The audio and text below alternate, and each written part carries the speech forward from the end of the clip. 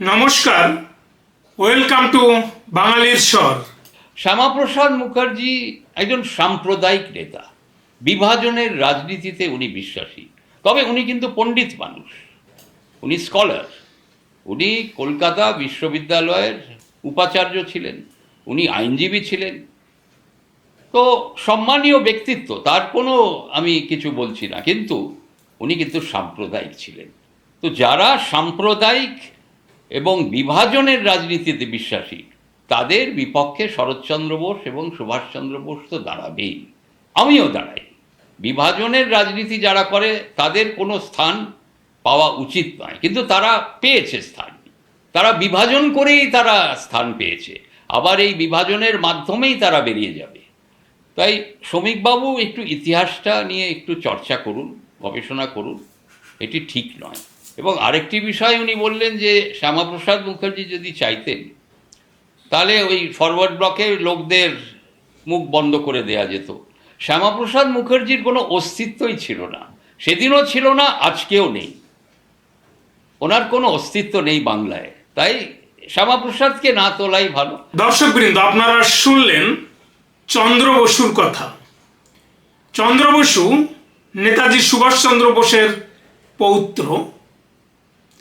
আসলে শরৎচন্দ্র বোসের পৌত্র। শরৎচন্দ্র বোস নেতাজি সুভাষচন্দ্র বোসের ভাই ছিলেন। সেই সুবাদে চন্দ্র বসু নেতাজির পৌত্র সম্পর্কে তিনি বলছেন, শ্যামাপ্রসাদ মুখার্জি বিভাজনের রাজনীতি করতেন, সাম্প্রদায়িক রাজনীতি করতেন, সাম্প্রদায়িক রাজনীতিতে বিশ্বাস করতেন। তিনি সাম্প্রদায়িক নেতা ছিলেন। তার কোনো অস্তিত্ব ছিল না, সেদিনও ছিল না, আজও নেই। বিভাজনের রাজনীতি যারা করে তাদের স্থান পাওয়া উচিত নয়, কিন্তু তারা বিভাজনের রাজনীতি করে স্থান পেয়েছেন এবং বিভাজনের মাধ্যমেই তারা বেরিয়ে যাবে। বলছেন চন্দ্র বসু সম্পর্কে নেতাজির পৌত্র। তার এই কথাগুলি ভিতরে রয়েছে ক্ষোভ। কারণ এই মুহূর্তে পশ্চিমবাংলাতে যা চলছে তাতে তিনি ক্ষোভ প্রকাশ করতেই পারেন। কারণ কোনো এক বিধায়ক নেতাজি সুভাষচন্দ্রের নামে যে রোড, সেই নাম পরিবর্তন করে শ্যামাপ্রসাদ মুখার্জির নামে নামকরণ করা হয়েছে ওই রাস্তার। এবং রাজবংশীরা এই মুহূর্তে ভীষণভাবে নেতাজি সুভাষচন্দ্রের গালমন্দ করছেন। অনন্ত মহারাজও একইভাবে মাঠে নেমে পড়েছেন। বর্তমান সরকার, বিজেপির সরকার, তার বঙ্গবিভূষণ উপাধি কেড়ে নিয়েছে, 4 জনকে গ্রেপ্তার করেছে। ফলে সেই স্থান দিয়ে দেখতে গেলে চন্দ্র বসুর এই ক্ষোভের কারণ যথাযথ, এটা বলা যায়। কিন্তু বাংলার প্রেক্ষাপটে শ্যামাপ্রসাদ মুখার্জিকে নেতাজি সুভাষচন্দ্রের সাথে তুলনা করে তিনি একটা সংকীর্ণ মানসিকতার পরিচয় দিয়েছেন। দুজনই ভারতের নেতা ছিলেন। ভারত স্বাধীনতা আন্দোলনের জন্য সেই দৌড়ে নেতাজি সুভাষচন্দ্র বোস এগিয়ে। ফলে তার সঙ্গে শ্যামাপ্রসাদ মুখার্জির তুলনা করা চলে না। ভারতের ইতিহাসের একটা অধ্যায় শেষ হয়ে গিয়েছিল 1945 সালের 18ই আগস্ট, যখন গল্প বাঁধা হয়েছিল যে নেতাজি সুভাষচন্দ্র বোস প্লেন ক্র্যাশে মারা যায় এবং তার ভস্ম এখনো রেনকোজি মন্দিরে রক্ষিত আছে। এটা মানুষের চোখে ধুলো দিয়েছিল কংগ্রেস।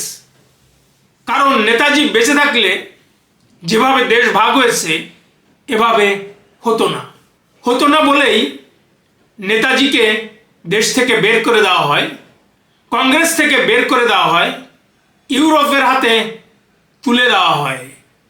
কারণ তার অপরাধ ছিল জাপান এবং হিটলারের সঙ্গে তিনি হাত মিলিয়েছিলেন। সেই অপরাধ দেখিয়ে তাকে ইউরোপের জেলে খুন করা হয়।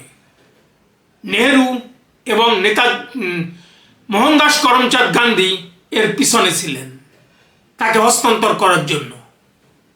আর যেহেতু 1945 সালের 18 আগস্টের পরে তার কোনো আবির্ভাব হয়নি, তাই একটা অধ্যায় সেখানে শেষ হয়ে গিয়েছে। এরপরে আসে শ্যামাপ্রসাদ মুখার্জি। কারণ যেভাবে দেশভাগ হয়েছে, জিন্না কিংবা মুসলিম লীগ সরবর্দীরা তারা চেয়েছিল পশ্চিমবাংলা পূর্ব বাংলার সাথে একটা ইন্ডিপেন্ডেন্ট বেঙ্গল তৈরি হবে অথবা পাকিস্তানের সঙ্গে যাবে। শ্যামাপ্রসাদ মুখার্জির নেতৃত্বেই বঙ্গীয় পরিষদে ভোটাভুটি হয়, সেখানে শ্যামাপ্রসাদ মুখার্জির নেতৃত্বই জিতে যায়। পশ্চিমবাংলা ভারতে থেকে যায়, না হয়েছে ইন্ডিপেন্ডেন্ট বেঙ্গল, না গিয়েছে পশ্চিমবাংলা পাকিস্তানের সাথে। আর তা যদি যেত তাহলে আজকে বাংলাদেশের মতো একটা ঘটনা ঘটত, বা ইন্ডিপেন্ডেন্ট বেঙ্গলের সেখানে হিন্দুদের কোনো স্থান থাকতো না। আজকে যেভাবে 28 থেকে 34% হিন্দুর মাত্র 5 থেকে 7% বাংলাদেশে এখনো রয়ে গিয়েছে। 1.5 কোটি থেকে 1 কোটি 80 লক্ষের মতো হিন্দুরা। আজকে পশ্চিমবাংলা যদি পাকিস্তানের সঙ্গে যেত তাহলে হিন্দুদের এই অবস্থাটাই দেখতে হতো। বাঙালি হিন্দুদের মাতৃভূমি শ্যামাপ্রসাদ মুখার্জি রক্ষা করতে পেরেছিলেন, কারণ পশ্চিম বাংলাকে তিনি ভারতের সঙ্গে মিশিয়ে দিয়েছিলেন। অন্যদিকে তিনি আন্দোলন গড়ে তুলেছেন কাশ্মীরের জন্য। এক দেশ, এক নিশান, এক বিধান, এক প্রধানমন্ত্রী থাকবে, তার দাবি জোরালো হয়েছিল। কারণ কংগ্রেস চেয়েছিল 370 ধারা দিয়ে এক দেশ, দুই বিধান, দুই নিশান, দুই প্রধানমন্ত্রী। কিন্তু শ্যামাপ্রসাদ মুখার্জি বেঁকে বসেছিলেন, তাকে গ্রেপ্তার করা হয়েছিল। কাশ্মীর জেলে তাকে বিষ ইঞ্জেকশন দিয়ে তাকে খুন করা হয়। কংগ্রেস এর পিছনে ছিল, নেহেরু এর পিছনে ছিল। আজকে চন্দ্র বসু বলছেন যে শ্যামাপ্রসাদ মুখার্জি বিভাজনের রাজনীতি করতেন, সাম্প্রদায়িক নেতা ছিলেন। আজকে শ্যামাপ্রসাদ মুখার্জির কন্ট্রিবিউশন পশ্চিমবাংলা ভারতের সাথে আসার জন্য নেতাজির অন্তর্ধানের পরে একমাত্র নেতা ছিলেন শ্যামাপ্রসাদ মুখার্জি। তিনি যদি সাম্প্রদায়িক রাজনীতি করে থাকবেন তাহলে সেটা হিন্দু বাঙালিদের জন্য তো মঙ্গলজনক করেছেন, তাহলে আজকে তাকে সাম্প্রদায়িক বলে দাগিয়ে দেওয়া কেন হচ্ছে? আজকে বিজেপি সরকার, কেন্দ্রীয় সরকার 370 ধারা তুলে দিয়েছে। এক দেশ, এক বিধান, এক নিশান, এক প্রধানমন্ত্রীর আন্ডারে কাশ্মীর এখন ভারতের অবিচ্ছেদ্য অংশ। সেটা চাইতে গিয়ে তাকে সেদিনকে প্রাণ দিতে হয়েছিল। আর চন্দ্র বসু তাকে বিভাজনের রাজনীতি করতেন বলে দাগিয়ে দিচ্ছেন, কারণ তিনি হিন্দুদের কথা ভেবেছিলেন। অর্থাৎ যারা হিন্দুদের কথা বলবে তারা সাম্প্রদায়িক হবে। চন্দ্র বসুর ন্যারেটিভটা এরকমই।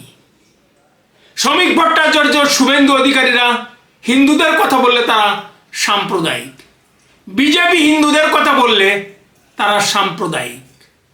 হুমায়ুন কবির, আসাদুদ্দিন ওয়েসি, নওশাদ সিদ্দিকী, তৃণমূল কংগ্রেস এরা কেউ সাম্প্রদায়িক নয়। কংগ্রেস 4% কোটা দিতে চায় মুসলিমদের জন্য। মমতা ব্যানার্জি ওবিসি সার্টিফিকেট দিয়েছিলেন মুসলিমদের জন্য। নওশাদ সিদ্দিকী, আসাদুদ্দিন ওয়েসি, হুমায়ুন কবিররা মুসলিমদের নিয়ে রাজনীতি করেন, অথচ এরা সাম্প্রদায়িক নয়। নওশাদ সিদ্দিকী সেকুলার রাজনীতিবিদ, মমতা ব্যানার্জি সেকুলার রাজনীতিবিদ।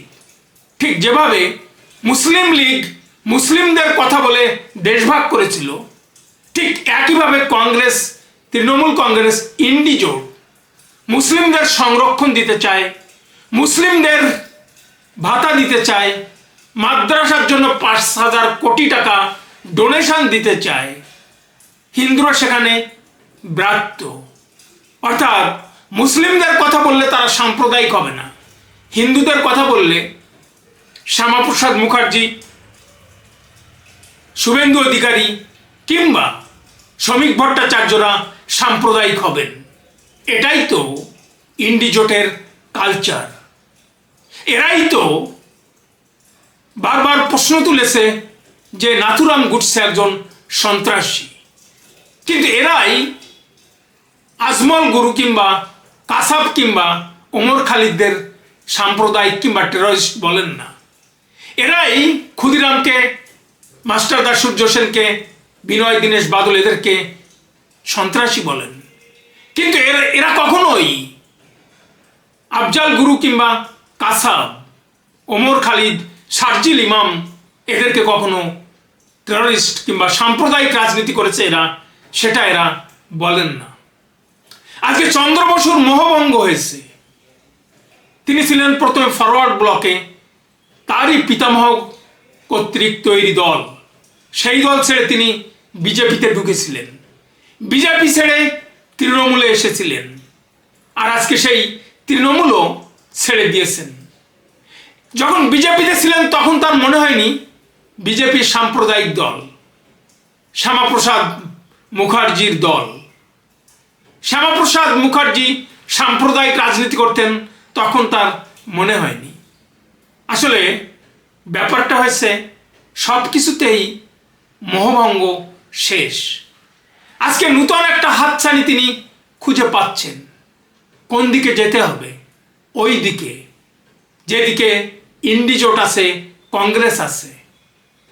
নিজেকে অসাম্প্রদায়িক কিংবা সেকুলার বলতে গেলে হিন্দুদের বিরোধিতা করতে হবে, হিন্দুদের গালি দিতে হবে, সনাতন ধর্মকে গালি দিতে হবে।